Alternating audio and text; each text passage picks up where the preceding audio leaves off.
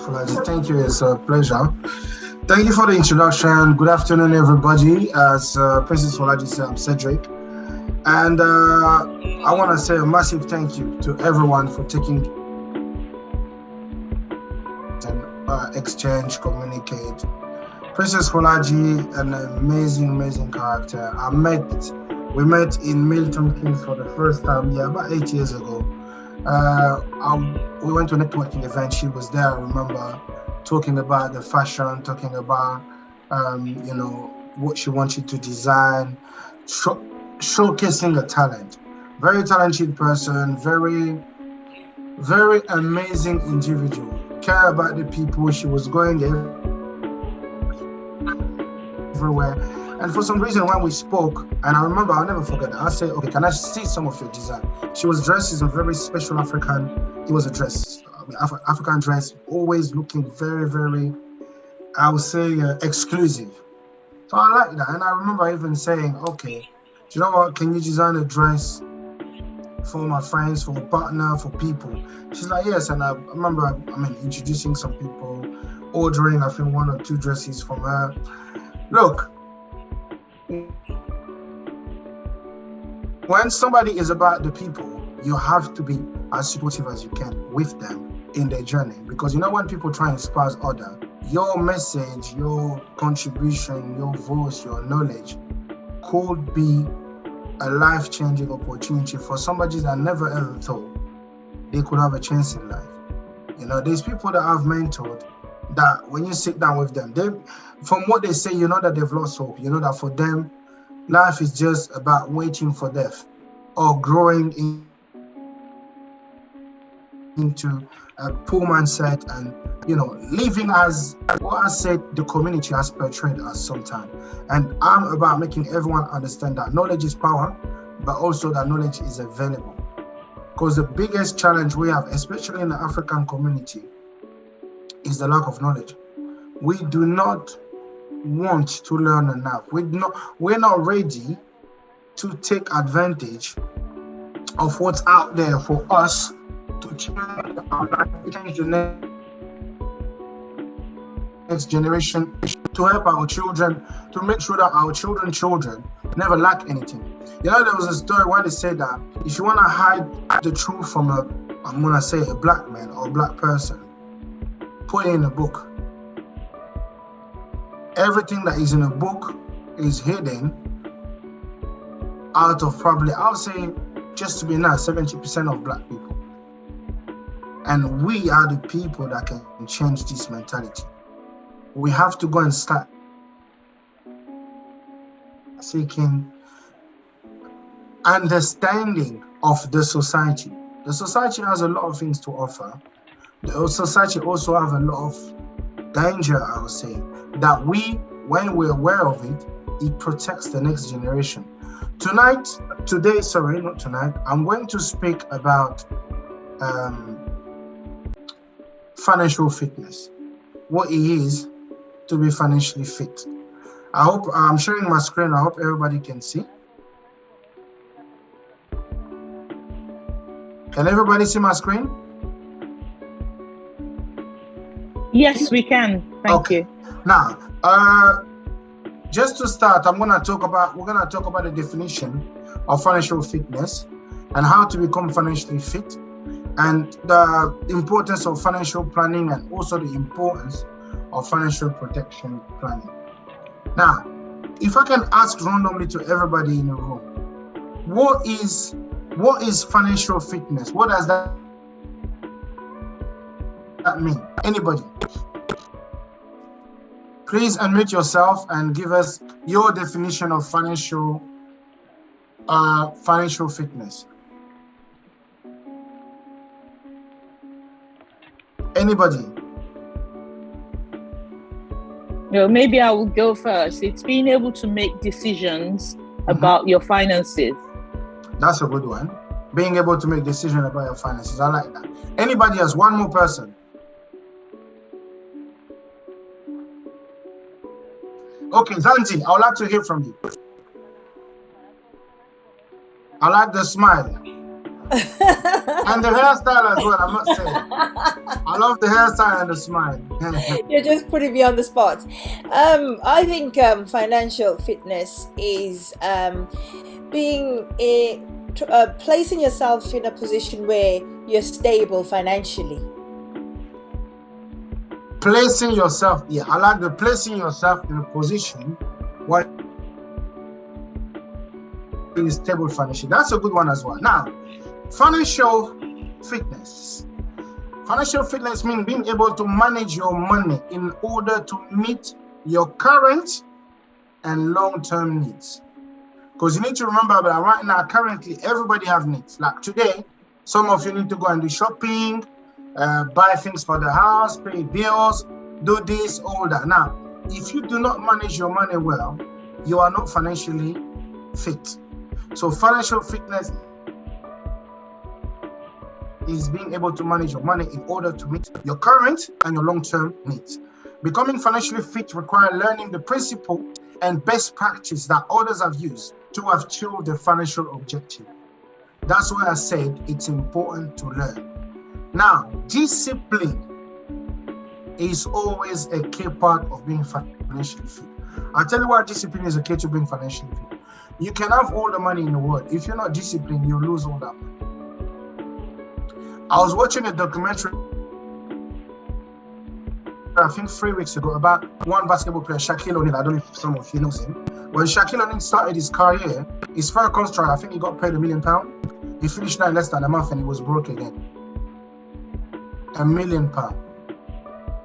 The reason why he finished that money in less than a month is because he didn't have financial clue, financial discipline.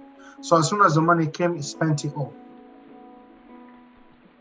And that's where some of us sometimes we fail, because we're lacking discipline, we're lacking knowledge,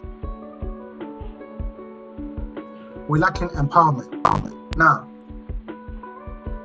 again, how you become financially fit? First of all, you need to find a passion or a job where you will excel. Always aim for excellency. Do not do things just because you want to do them, because you want to be good at them, because you want to please your boss. No, you have to be excellent. You have to be great. Do not live life just to be okay, just to be the norm. It's not a good thing. Always aim for greatness. When I was hearing Princess talking about the domestic abuse and all that, sometimes the way you respond to an abuser is by being greater than the fool you will ever be. That's another way. When you become greater than the fool you will be, that's a way to respond to them. To say, you will not oppress me, you will not fool me, you will not bring me down, you will not destroy me, because I'm bigger than that. Because God will use me to inspire others. God will use me to achieve something special on earth. You sometimes look into the mirror and say every day, I am great, I am worth it, I am important, I am of value to the society, I'm going to make it, I'm going to be big, my children will be great, my children will go to all the biggest schools. You have to have a word of affirmation. The only way you have word of affirmation for yourself is if you are passionate about the reason why you're waking up. Don't just wake up because you need to get your children ready to go to school. Don't just wake up because you need to go to a job. Wake up because you want to wake up. Wake up because you want to make a difference. Wake up because you believe that you want to be financially fit. Wake up because you want to have a great contribution to the society. That's one reason why you have to wake up. So you find a passion or a job where you will excel. I don't know if people know the story of Ruth in the Bible. When you go and read the story of Ruth, Ruth was a very loyal and committed woman. And the king saw her in a mix of people while she was doing labor work. But she's done that for so long without asking questions, without questioning anything. She was working so hard that God blessed her through the king. So sometimes you just put the effort as much as you can. Take the instruction, make it better, work harder than everybody else, and then one day your breakthrough will happen. So work harder than everyone else so you can earn greater than everyone else. You have to make sure your income always increase, grow, not decrease. Now, another thing is you need to set up a financial plan. What do I mean by that? You need to be careful with your expenditure. How do you spend your money? You need to be careful with, and it's also important to invest. Because saving money, putting all your money in a bank will not give you any revenue. Invest some of the money, save us some of the money. We'll come back to that. Now, you need to set up the best financial protection plan. What I mean by that is insurance, will and estate planning. Why insurance? Because you have assurance from God that you will have a great life.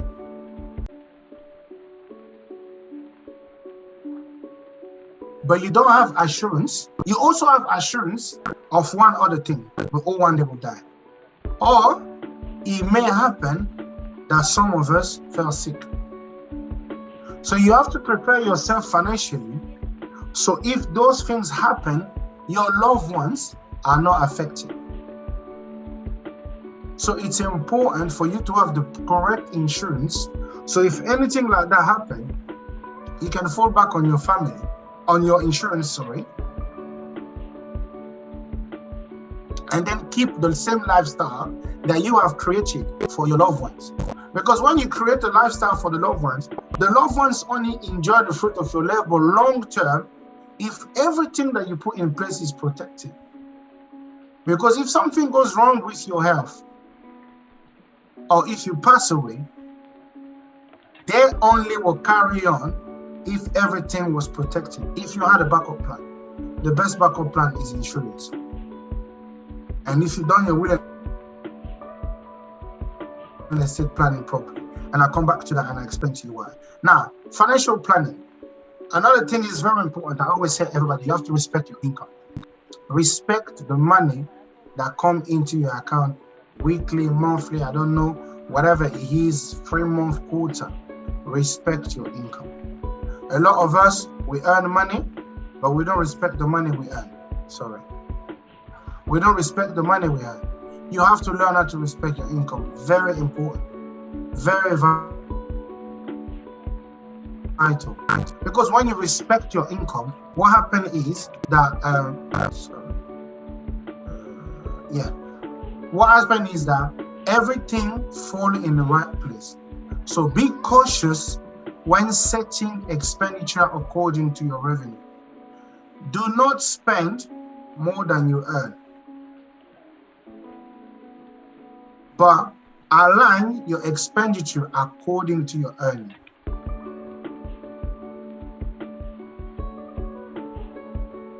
That's why I said make sure you find your passion so you can get a job that will give you the earning that you want. It's very important. It can take time sometimes. So when it's taking time, work towards what you have at present, then let it grow into something that you want for the future. Very, very important. Now, have different type of saving. You have to have what you call an emergency saving. You have to set up a fund for your children. And if you have a business, you have to have business reserve. As an entrepreneur, it's very important. Emergency saving. What is emergency saving? Emergency saving, money that you put aside in case of you have like a very important emergency that needs financial assistance. You jump into your emergency account. And whenever you go into your emergency account, always make sure you replace the money that you've taken for the emergency. It doesn't matter what you have to do, how much you have to deprive yourself, how much you have to sacrifice, but make sure that your emergency saving account has a certain amount of money. And that amount of money you have to dictate. I don't know, 5,000, 10,000, whatever you want on it, 20,000, make sure you grow that emergency fund, emergency account, saving to the amount that you want. Very, very important. Now, kids fund. When you have children, look, it's important to always set up fund. Look, you can have an account where you put 20, 25 pounds, set up an ISA, something like that. You put 20, 25 pounds, 30, 50, 100, wherever you can, in an account that is working for your children. So when they grow up, when they reach a certain age, you can bless them with a certain fund so they can start up a business, start up something, paying for the university. If they want to go to a special one, it's very important. For everyone that have children here on this platform today, I recommend you to set up a kids fund, kids savings, something. Do something that money goes regularly for all of your children. So when they grow up, you bless them with something for them to start the career. Business reserve, for everybody that have business, always set up a reserve for your business. Always set up a reserve. So let's say tomorrow you want to invest more money into another business venture, you have it. It's very important. So make sure expenditure, your spending is, goes with your earning. Make sure you save enough money for your children, for an emergency fund, and make sure you have a reserve if you have a business. Now, like I was saying, invest some of your revenues. There's different type of investment. I'm not here to advise you on investment, but I'm here to tell you that it's important to invest. Invest in properties, invest in buying shares, ISA fund, that's good for the children. There's bonds, there's all sorts of investment. We have, in the company where I am, we have an investment team. So in the future, if anyone want to speak about the investment, feel free to let me know and I'll put you in touch. But if you also have, it doesn't have to be with me. If you have, I don't know, a financial advisor, if you got a bank manager, go and speak to your bank manager. Make sure you do some form of investment. It's very, very, very important. Now, financial protection, like I was saying earlier, the one thing that is 100% guaranteed to all of us is in this platform is death. No one is immortal. One day or the other, God Almighty will call us. God gives us assurance that we will be protecting under His wing, but doesn't notify us of when the unknown can happen. But God has given us the knowledge as well to make sure that if anything happens, even while we're alive, sickness, accident, unemployment, anything like that, we can fall back on some form of protection that will pay us a wage, that will pay us money so we can look after ourselves while recovering from the illness, from anything like that. And also when there's death, that will pay some form of money to us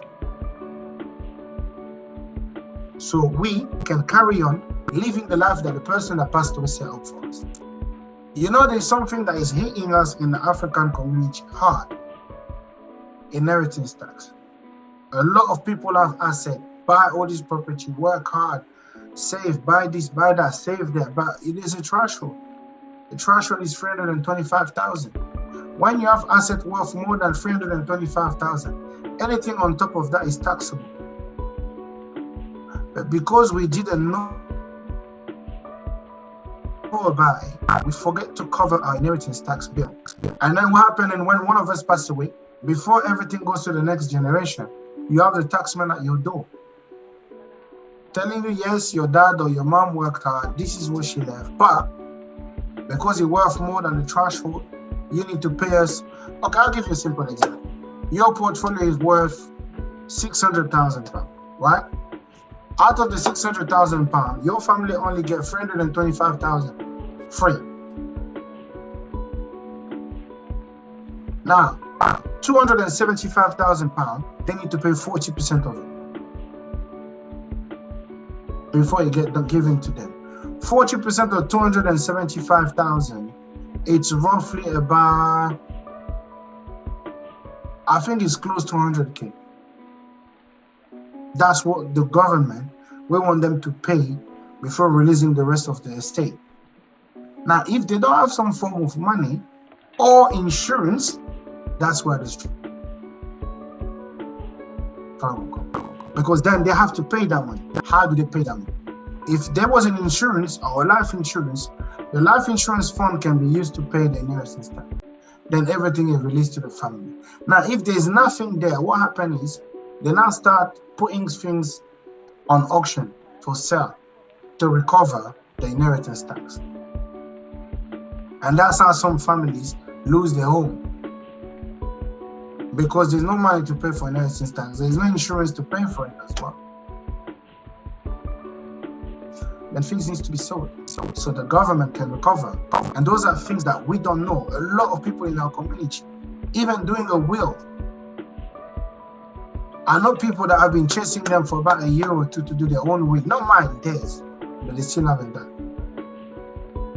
Very dangerous. Because if anything happened to you, you've not put anything on paper. Everything is scattered.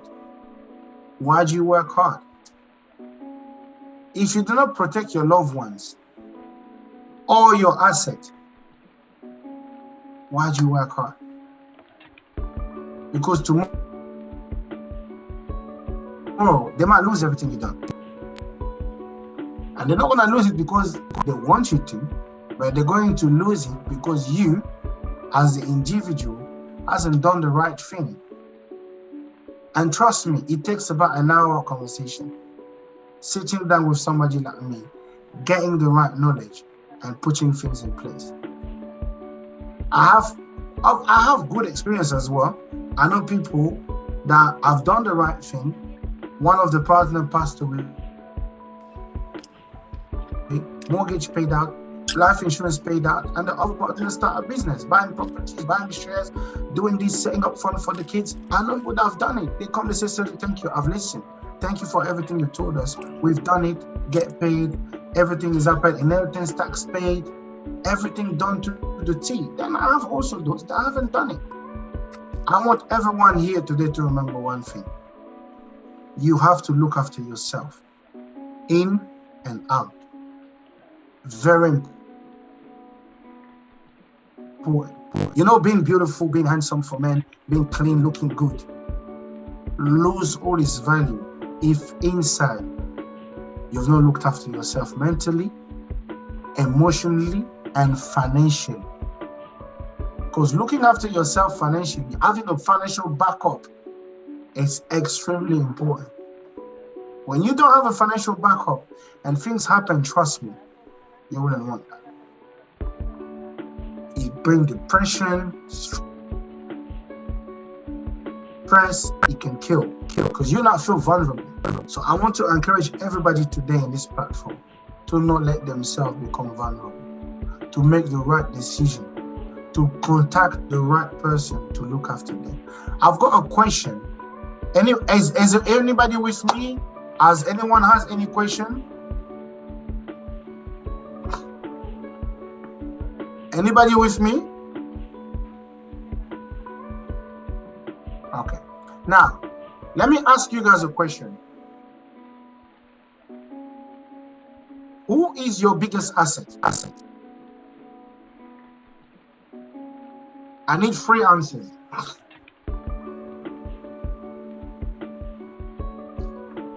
Anybody, who do you think is your biggest asset? Yourself. Okay. Anybody else?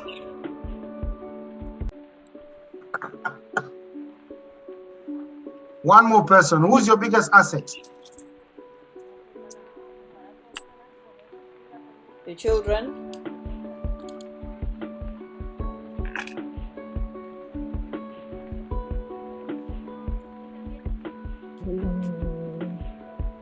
We have quite a few people on. Help us. Who's your biggest asset? I would say me, but Good. Then again, what does Rufina think? What does Sharon think? Okay. Princess Tony, what do you think? I believe it's yourself as well. It's you. It's you. Good. Okay. You are your biggest asset. That is absolutely true. You are your biggest asset. Now, let me tell you one thing.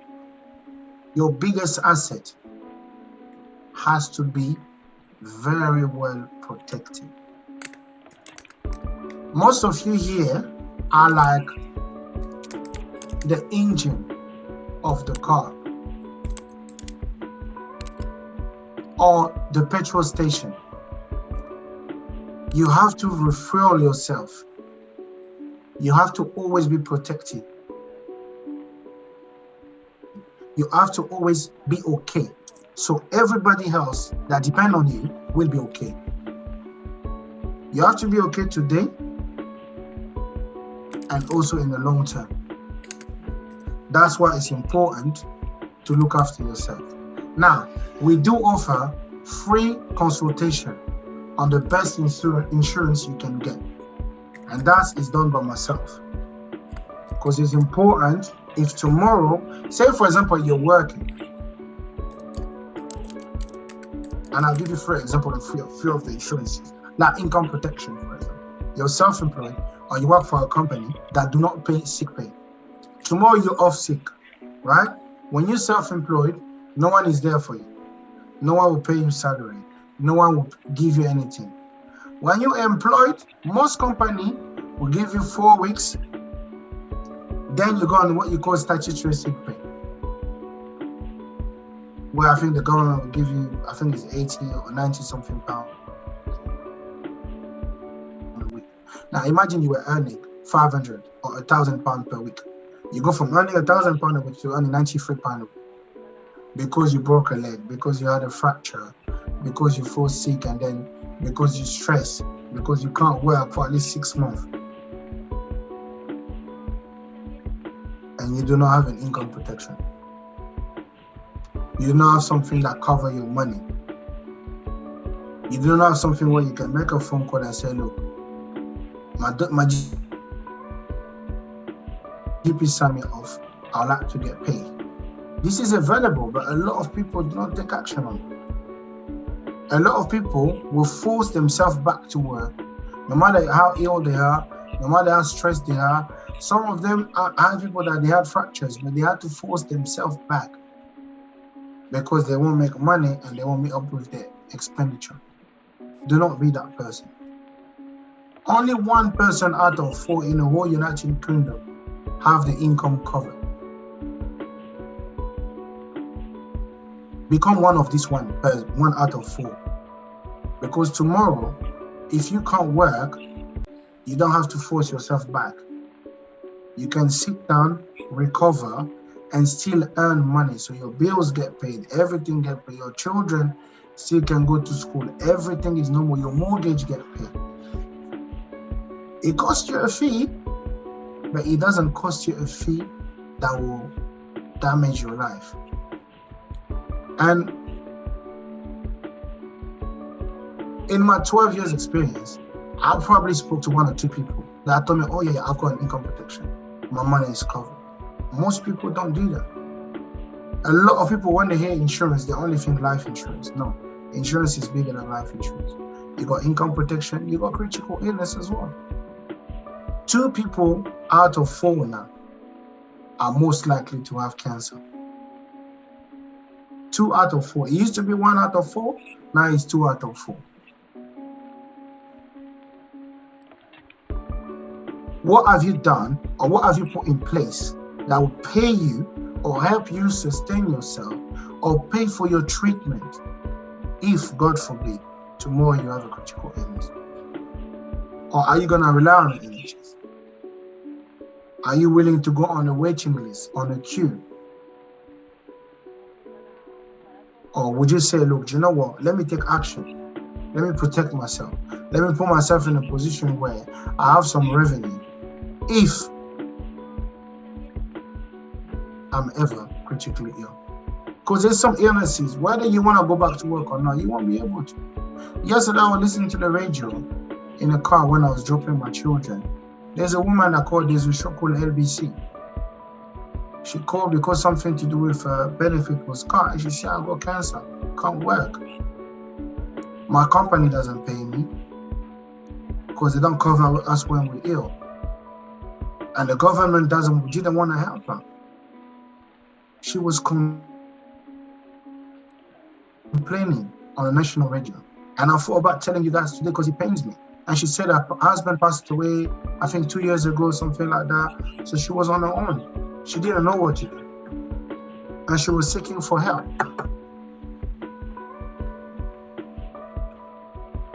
sometimes help yourself first. Don't always rely on government, rely on yourself. Say, you know what, I want to put myself in a financial position whereby if anything goes wrong, I have my own backup. First and foremost, before any other backup, I can pick up my phone and say, I've paid you money. You need to pay me a wage. Because right now, this is what's going on. Or I've paid you money. Or me and my partner paid you money. Now, this has happened to my partner. We need your support. That's where we come. There is private medical. Sometimes you go to the NHS, not just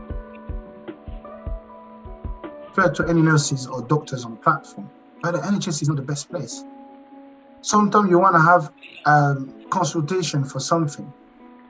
Let's say now, when April, they'll tell you, oh, if it's not important, they'll put it for August or September or February next year.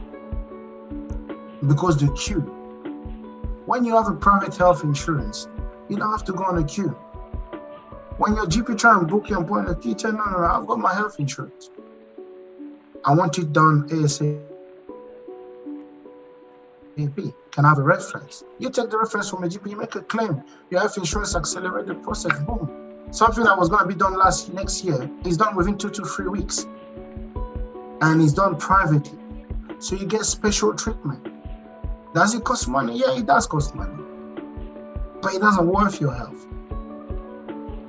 Is it for everybody? No. Because health insurance is expensive. But if you are there and you know that you can afford it, go for it. Because tomorrow when you need it, you're going to thank me. You know? Then you got life insurance. Life insurance is the legacy.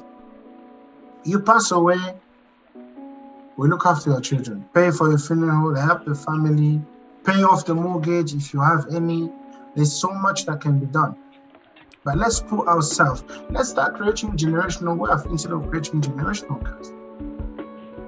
Because our children today, if tomorrow, because of our negligence, the kids tomorrow will say, what have you done for me? Why didn't you protect me? Why didn't you do this? You gave me this lifestyle. Now I'm suffering. It's your fault. What have you done so tomorrow, if anything goes wrong with you, I can still have everything that you set up for me? That's where it's important. It's a free consultation. You can ask questions. We can discuss it in depth. And then at the end, if you're happy, you take action. Say, look, I want to do this. I want to protect myself. I want to have the best insurance. I want to have this. I want to have that. If you want to do investment, we have an investment department. It's FCA regulated though. It's not this investment where I come and tell you, you put 10,000, you make 100,000 tomorrow. No, it's FCA regulated. So it's like a normal investment regulated where if anything goes wrong, you get your money back. It's not, I'm not promising you a dream. We'll advise you where to put your money, how to put your money, create bonds or things like that. We can set up a private pension as well for retirement. This is another area as well, pension. We're working hard. Some of you don't even know how much you got on your pension plan. Wrong. Every year, ask them to send you a statement. Ask to see how far, where is your pension, how much have you saved, how much have you contributed. And if it is not enough, pump more if you can. Do not just sit there. I've seen people when I ask them, okay, how much have you got pension? Oh, I don't know. I'm just paying. No, don't just pay. Pay, you have the right to ask what you're paying for. You're paying for it. Ask them every single year. Every individual should ask for a pension statement for the plot, to know how much they have in the plot, to know what they can do with the plot, to know if they can withdraw. Oh, all these questions you need to start asking. You need to. Will and estate plan for your loved ones. So the inheritance tax do not affect your next generation. I've always said it. Princess Folaji will tell you, I work for my children. Everything I do today is for them. You have to have a will. You have to have everything planned. You don't want your kids tomorrow to grow up and start arguing. Because you didn't say, who's taking this house? Who's taking the one in Nigeria or in Congo or in Zimbabwe or anywhere? Because you didn't do it, they start arguing. But if it's all set up, all stated somewhere, there won't be argument because it's stated. You take this, she take that, she take this amount of money, you take that amount of money, everyone is happy. Financial fitness include all these things. You know, there's people that earn a lot of money, but they're still not financially fit because they don't put the money in the right place. So you can be a high earner and very unfit financially. Or you can be a low earner, but very fit financially. It's all about the decisions that you make and the setup, that how you set up your life, how you set up yourself, how you set up the future. Very important. Very vital. I am encouraging everybody today on this platform to do the right thing. My details will be shared, and I'm telling everyone, do the right thing. Take the consultation. Let's speak, let's talk. I am happy to help. I am happy to talk to anybody. Like I said, at the end of the consultation, you don't have to take anything, but you will take the knowledge. And it's free. Knowledge is power. I always say that to everybody. But knowledge only becomes powerful if it's used wisely. If you take all the knowledge in the world and you don't use it, you don't take action, it's as good as nothing. And this is why when Princess Folaji started a platform like this, the way she was talking with passion at the beginning, her own experience, how it changed her, how it made her feel stronger and all that, I love this kind of thing because a lot of people out there need this. A lot of people out there are going through things, but they have no one to speak to. Come on those platforms. At some point, maybe in the future, by God's grace, when it becomes like a bigger platform, maybe every week, Princess, have like a motivational meeting or boost up meeting for everyone that felt low, everyone that had a bad week. Have like a WhatsApp group where you put messages every morning. People can read, people can relate. You know, sometimes somebody might be sitting thinking, oh my God, I'm low. And then one little message, one video, a smile, a good morning from somebody, an unexpected hug or message will lift them up. And they just feel like the energy is there. Look, we need to start coming together. We need to, start supporting one another, standing for one another, helping one another. It's important. And also come out of the closet. There is no question, no shameless question. Always ask. You don't understand, ask. You want to understand better, ask. You believe you understand, but you have doubt, ask. You believe you've done the right thing, but your little voice there saying, are you sure? Ask. Because you only get the best by asking. The more you ask, the more you get. The better you know. Thank you very much, guys. Any question, I'm happy to answer.